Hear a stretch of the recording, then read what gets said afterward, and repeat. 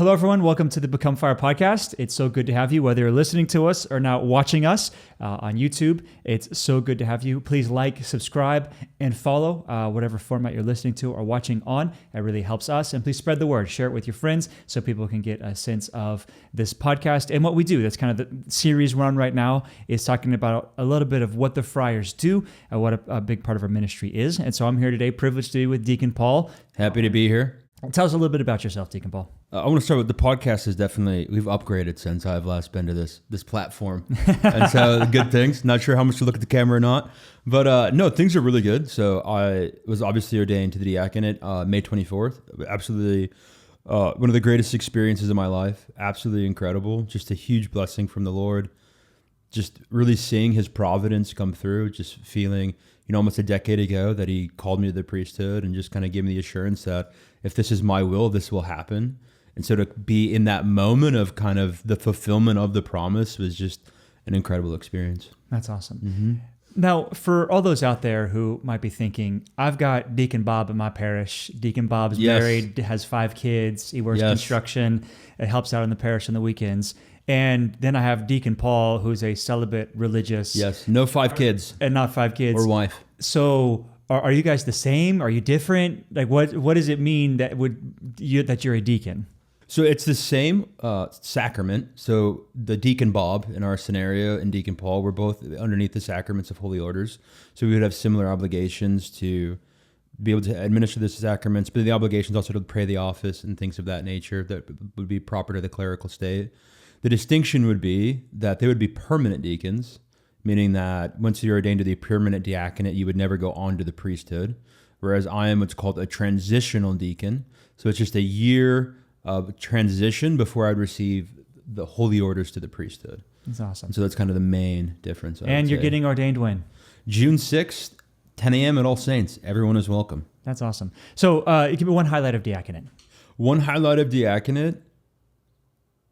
There's a lot of highlights, and so I'm thinking.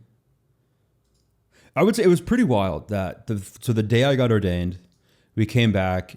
I was hanging out with Father Peter Teresa. It was late at night. We were burning the candle at both ends, and it's like 10 p.m., maybe 9:30 p.m., and he gets a call that someone just died, and so he was just gonna go pray with the family, be by the body. So I decided to tag along, and during kind of those prayers that the church prescribes, there's a gospel reading. And so I got to proclaim the gospel. And so it's also the first time you say the Lord be with you, which is a very priestly role. So only clerics say that. And it was just this really, I don't know what it was. I don't know what the Lord was doing, but the first time I was doing it was just in the midst of this grieving family right next to this dead man. But just saying the Lord be with you and then proclaiming like a gospel about the Lord's resurrection. Which I think there's something just really paradoxical, but very beautiful in that as well. That's awesome. Yeah, pretty wild. But we're here actually to talk about your ministry this year, which is with the youth. So we have a youth group here at St. John's, which has been going on for 8 or 9 years. And then we've had kind of there was a youth group going on at St. Peter's. We've been more or less involved in that. It's kind of been with the high school starting a little on and off at that youth group. Yeah. But can you just tell us a little bit about the history of the youth group? Well, it was kind of focused really here at St. John's. Yeah, so the youth group began out of an Alpha program that we started at St. John's when I was a postulant. And so initially it was just an adult Alpha group that we were doing it. And then like those parents and adults would bring their kids. And we actually had a layperson who was volunteering for us, and she ended up doing a kids Alpha kind of sidetrack to that. And kind of, so those two things were running parallel. And there was probably like 8 to 10 kids who were kind of doing that. And then from that youth Alpha, just the kids were like, we want to keep doing this. We want to keep meeting. And then just this Wednesday night youth group sprung out of that. And so when I was a postulant and then novice, so those first 2 years that I was down here, this lay woman was the one running it. And then we would assist. There'd be a lot of friars there. But it just kind of continued on from that. It was kind of the origin of it. And it's kind of persisted throughout like these 10 years that I've been with the friars now. So tell us a little bit about that youth group in the early days. What was it like? What did you do? A little bit of the experience for me and your experience of the youth group as a postulant novice. First, just awesome to get to connect with the kids. Absolutely incredible.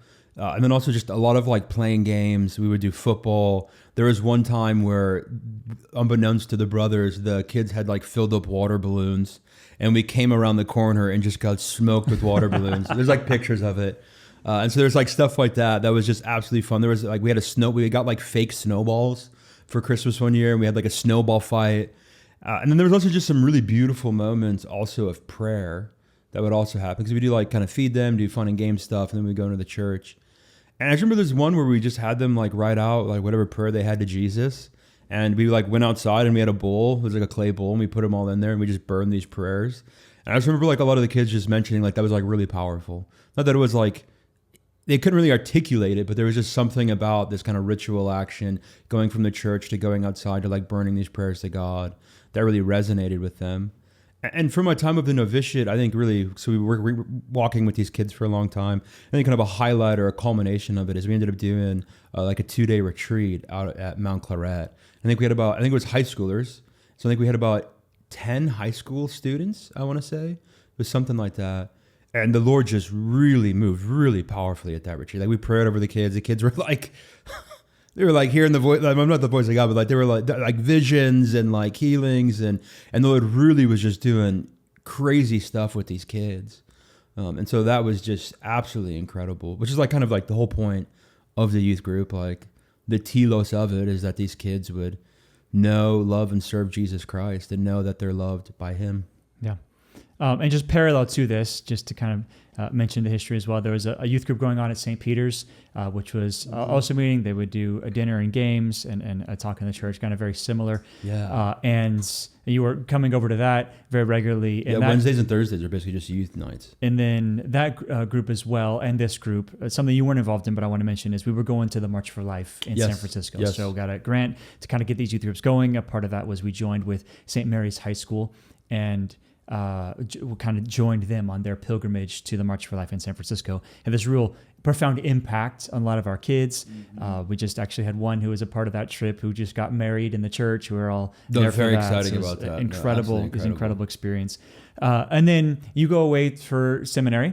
You're up in Detroit. 5 years. And then COVID happens. Yep. And these programs kind of they still exist, but in a very for a time they weren't going on, and they kind of they try to start re-kicking them and kind of getting them going again. But it's kind of things are struggling, and then you come back for pastoral year, and a part of that is, hey, we really want to get this youth program kicking. And so tell me a little bit about kind of how that development and your pastoral year. Well, St. John's didn't really develop that year as much. A lot of the St. John's one was kind of like we already had something set up, very simple on Wednesdays, kind of a group of kids that we've known for a long time. Because like some of the kids, there's like one kid who was like 8 years old when he started the youth group, and he's 17 now. So like there's just been this kind of common thread with like some of the kids that we've just known forever at this point, which is absolutely incredible. And so the St. John's one was just still just kind of happening. There wasn't as much, I would say, at least from my end, I wasn't as focused on that as much as I was focused on the St. Peter's, because St. Peter's had just started the first year of the high school. And so this is the first time that we've been walking with these kids through junior high. And a lot of times we would lose them just entirely after they kind of graduate junior high. So the fact that we now have some of the kids retained from junior high is just a huge blessing. To have other touches with them. So I was really focused on the high school youth group over there. Initially, we tried to do junior high. There's also all of these things that I don't really know what I'm doing. And we're kind of like feeling things out, and we're like stumbling along. And initially it was junior high and high school. So it's just 50 kids. And it's like basically me, and like if Father Anthony's available, he can show up. And it was just absolute chaos for like the first 2 weeks. And I was like, I don't know how this is going to work out. And then eventually I think we went to a 2-week model after that. And then eventually I think it was just kind of high, for my remembrance at least, it was like we pretty much just ended up doing high school, which ended up being super blessed. And a lot of it was just keeping the consistency of the youth group. And like for me, I had been gone for so long that it was just time to like build relationships. But then we really were building up to this Dallas March for Life that year. This had been 2 years ago. And then we took 21 kids on the March for Life. And I would say like through that youth group, like having that relational capital, also getting them off the reservation and just kind of a different setting, just really allowed the kids to really open up in a really beautiful way. Any particular highlights from that Dallas trip? There was one where we were on this high ropes course, not a higher ups course. We were like in this adventure park thing we were doing. It was like the second night we were there or something like that. And they had these like basically like tree forts, but they were like nets. So you're like, it's just like these nets that are suspended like 2 stories up. And in between these kind of 3 pillars, there's just this giant ball pit that's like a trampoline, but suspended up in the air. And like all the kids are like, there's like 5 or 6 kids in there, like one of the chaperones. So like I crawl up in there, like in the habit, and then just kind of chaos ensues. And then like we're throwing balls at each other, and like eventually a kid like tackles me into the ball pit, and then I get up and I yell, everyone just start jumping, and then everyone just starts jumping, and then there was just this spontaneous moment where everyone just started laughing, and even in that moment I was like, this is like so beautiful that these kids can just like laugh and just be free and like just be kids. It was like such kind of a playful thing, and all these kids are very serious most of the time. I'd say a lot of them are kind of in survival mode just because of whatever life situations they're in. So there's just this moment of freedom and like childlikeness that was just so beautiful to see. And then I was able to share, one of the kids told me that was a highlight for them, was that moment in the ball pit. And this individual shared that they initially started laughing, and then they were afraid that one of their parents was going to yell at them. And then they remembered that their parents were there and they could just laugh. And for her, it was just this moment of freedom to be able to do that. And so there was stuff like that. There's 1,000 other stories like that too, of just these individual moments where the kids really just come through, and it's just so beautiful. Which you guys are talking about that night. I know for me, they had this fake ice skating rink. Yes. Which at the end of the day was not that much fun. No, it was terrible. If you've ever been ice skating before, but for a lot of our kids, they've never been ice skating before. And so the first time they're putting skates on, and for the first time they're out there, and they're just slipping all over the place. Yeah, 100%. It's plastic. There's not, but it's still. Yes. And just for me, a lot of them just needed help. Yes. And so just be able to like hold their hand and kind of skate next to them and kind of give them a balance so they could actually just take one loop around this little ice skating rink. Felt so fatherly. I felt like, wow, this is just like just entering and to be a father for these kids. A lot of them don't have fathers. No, I had that same reflection where I remember like I'm like tying ice skates for these kids because they like don't even know how to like tie ice skates or whatever. So I'm doing it, and I remember just like it was such a joy and a sorrow. I would say it was a sorrow because dad should be the one who's doing this like for his kids. Like this is like you said, a very fatherly thing. And so there's like a sorrow that their father isn't doing that, but then a tremendous joy that I'm definitely option B. You know what I mean? I'm low on the totem pole, but the fact that I get to be there was just a huge blessing for sure. Yeah. And so we've got that going on. I do want to mention, just because St. John's, the big thing that happened that year was the youth room. So we'd never actually had a dedicated space I forgot for about youth. that. And these two things kind of happened concurrently. One was somebody just randomly showed up to church. And it's like, here, we have these old like video game systems for you. You can have them. And at first I'm like, I don't want these in the Friday. Like, I don't want video game systems. I'm thinking about giving them away, like making them a raffle prize at an event or something. And I just kind of felt this, like, we need a youth room. Because our youth group was good. There were things going, but it just really hadn't kick-started again since COVID, kind of to what it had been before, with that retreat and other things you talked about. And so we kind of like worked together and said, all right, we're taking over this space, one of those modular spaces, and we're just. I forgot about that. Cleaned it up. We set everything up. We made a big pitch at the parish, like bring us board games, any games, like we want things for the youth, and people really responded well. Gave us their old Candyland and cards, and everything. We were able to put all that in a youth room and kind of set an area which was set aside for the youth. And I think that's really important because you kind of felt like they had their own little space. And that kind of develops into kind of where we are now. So, and so we fast forward to this year. So you are ordained a deacon and kind of last year. You remember, what was your ministry last year? So last year I was running the prayer group / healing masses. Right. Because I had to finish my last 3 semesters of school. And so I wasn't directly leading the youth group anymore. Right. So you would come when you could, but you weren't really in charge of St. Peter's or here. And just another thing, kind of in the development of St. Peter's with that chaos, was Life Team was being really generous in giving us their life program. At the same time, it was really hard to apply that to res kids. So I remember just kind of funny moments, at least for me it was funny. You and Andre put together this awesome obstacle course, and you spent hours. Like, you went to the store, you bought the stuff for it, you laid it all out. Like, you were just so excited to set up this relay race kind of course on the basketball court at St. Peter's. And It wasn't a huge flop, but it was a flop. No, Like, it was for the amount of juice was effort. not worth the squeeze. Yeah, there was a few kids really into it. A lot of kids were just not participating, not involved, and just rolling their eyes, and it was so frustrating. I want to say that was one of the last high school, junior high youth groups together at St. Peter's. Yeah, that ended the all of them together chaos. Like, we're separating them out, and there was a lot of fun. We just played a lot of flag football and kickball. Flag and football, capture the flag. capture the flag. That stuff was a ton of fun. Ton of fun. Anyway, we've got Just before we start, one thing too is we did take the kids to a real ice ring that year too. yes. We did some Yeah. Saturday events, and that was also just a huge kind of blessing to take the kids to a real ice ring. Yeah, which was awesome. No, Huge absolutely highlight. incredible. And so there's all these awesome things happen. You go on pastoral year, and we get the kind of things maintain with that. Again, that's when it moved, I think, just to straight high school youth group. There was no junior high that year. Just really trying, because when I was a freshman and sophomore class, a little bit more. Yep, a little more really kids, trying to more focus kids. in on the high school over there. You could peer. It was a very steady. We had our 6 to 8 kids, and we would play board games the whole time. Maybe a couple video games, and it was the nice thing is we had this consistency and the kind of this family atmosphere. What's beautiful about that too is at least one of the girls, like really through the youth group and the Steubenville conference, like decided to become Catholic, and like went through the sacraments, got confirmed, and all of those things, and like Eucharistized, full communion with the church. And I would say that a lot of that is like the fruit of that youth group. Yeah. And so tell me about, so we have the Steubenville conferences, Yes. which we were down in Tucson for, I think, 3 or 4 years. And we just did San Diego Yeah. this past year. I know you haven't been in all of them, but you've been to some of them. So what's the impact that the Steubenville conference has been on the youth? So I've only been on one of the Steubenville conferences, the 1 year. But I would say that even just from my experience of that, I'm always surprised how deeply the kids enter into it. Like there is like the praise and worship can be like a little cheesy. You never know how like this is gonna go, especially with the dudes, with the guys. But I'm always shocked by how deeply our kids enter into it.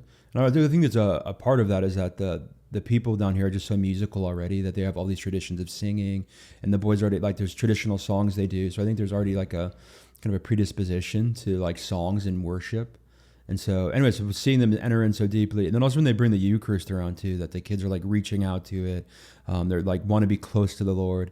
And then it's at that the one thing that when I went to, it was at that Steubenville conference when they like called out, "Does anyone here like want to become Catholic?" And that like young girl got up and went up to the front. And I think there's just a lot of stories like that, or the kids saying, "I really felt loved by the Lord," or "I was struggling with this, and I really feel that the Lord came through with it." And then we even did some like small group sharing too, and I was really surprised how much the guys opened up in the setting. Because normally it's like hard to get like any words out of the guys other than like I'm bored or I'm hungry. That's kind of the depths of our conversations most times. And the fact that they're like talking in full sentences and talking about some of the things of the heart is just really beautiful. Yeah. And then, so we're going to kind of this summer, and it's the spring. You've just finished up doing the prayer group. It's kind of ended, and you have this kind of inspiration from the Holy Spirit where you say we have to keep youth group going at St. John's for the summer. Yep. We just have to keep. We'd done that once before, but we hadn't done it in a while. We actually kept it going every single week throughout the summertime. Yeah. We kind of had summertime, try to take a little break, try to kind of relax a little bit, but just saying, hey, even if I have to do it by myself, like we are gonna, like this is really important. We have to keep it going, and then everything has changed. Yeah, so, things have skyrocketed. We want to talk about, so kind of that's we've kind of got all this been built up to this moment of we've got all this history, all the kind of the background, and now what has happened starting in the summer with the youth group. I would say the real thing that happened, this young kid showed up at the door at the friary and like for whatever reason knocked on the door and became best friends with Brother Damien. And then this kid would just like just spend all day on the property. Where he'd like show up, we'd give him water, he'd be like looking to charge his phone somewhere. And then he started coming to the youth group. And so that happened. And then Brother Damien and Brother Basil were getting ready to go on their 30 day. And Brother Basil was the one who was kind of running the youth group. And I had gotten to know the kid too. And I was like, well, I'll just keep this thing going. Like if that gets worth it just for this kid to like show up and be here. And so we decided to do that. And then all of a sudden, like his friends start coming. And then it kind of skyrockets into where we maybe had like 5 or 6 kids. And all of a sudden there's like one youth group. And I'm like, oh, there's 18 kids here right now from kind of all over the circles. And what ends up happening. What are the circles? Oh, the circles. So just kind of the residential areas in the reservation. They're like they're broken into like circles. So like the first circle, the second circle, the third circle, and it's just kind of the villages where like all of the houses are. And it's project housing. And project, So it's project housing here on the reservation. Yep. So then when you say like kids from the circles, it's kids from the neighborhood are all coming. And then eventually too, it gets to the point where like these kids are walking like crazy distances, and it's 8:00 at night, and it's like, man, you kids shouldn't be walking right now. And so we end up like just using our minivan, and we're like taking a bunch of kids home. We're eventually having to do like 2 or 3 trips and like get more friars involved. And I remember just one day we were going to the auction reservation to say mass, and I remember just talking. He was like, man, we need a bus. We'd like to get these kids around the reservation because there's just so many kids coming. And then it just so happened that auction had a bus that they didn't need. And so like the next week we were able to like get the bus, bring it back to St. John's. And then it's really once we got the bus that these kids would be like, let's go to this person's house and pick them up. And so we started doing that, and then like getting permission forms out. And so we're picking the kids up, bringing them to youth group. And to this day, there's probably about 50 kids, I would say at this point, in total, who have like all kind of like been a part of the youth group now. Regularly a part of the youth group. And like plus or minus like 5 or 10, like depending on the week. And like a core of like 38 kids pretty consistently for months, which has been absolutely incredible.